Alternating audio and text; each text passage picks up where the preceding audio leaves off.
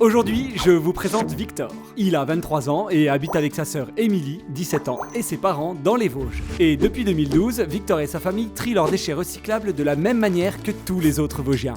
Oh non, ne me remerciez pas. C'est normal qu'Evodia harmonise les consignes de tri pour tout le département. Pourquoi ? Tout simplement parce qu'avant 2012, il y avait jusqu'à 8 consignes de tri différentes dans les Vosges. La galère. Il fallait donc simplifier le geste de tri de tous les Vosgiens. Et maintenant, c'est le même pour tout le monde. Même pour toi, Victor. Pour l'acier et l'aluminium, par exemple. Quand tu finis tes raviolis, ton soda ou bien ton déodorant, tous ces déchets, tu les mets à la poubelle de tri puisqu'ils sont tous recyclables. Tu vois, trier l'aluminium et l'acier, c'est vraiment pas sorcier.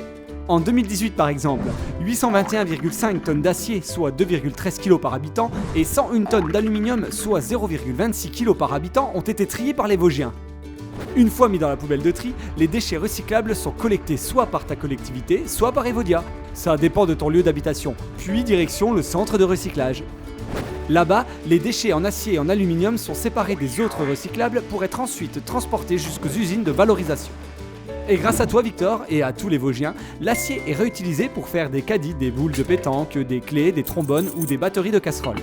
Et pour l'aluminium, les industriels fabriquent des pièces automobiles, des encadrements de fenêtres, des fers à repasser ou bien des canettes. D'ailleurs Victor, si une canette est bien triée, elle peut parcourir le chemin de sa valorisation en seulement 60 jours et se retrouver à nouveau sur les rayons d'un magasin mais sous une autre forme. Une boule de pétanque par exemple. Et oui, car avec 9 canettes, on fait une boule de pétanque. Et il faut seulement 230 canettes pour fabriquer un cadre de vélo. C'est pas beau ça ?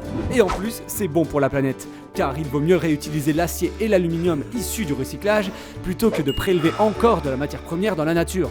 Et encore une chose Victor, tous les emballages en aluminium et en acier se recyclent à l'infini, alors tu ne les oublieras plus.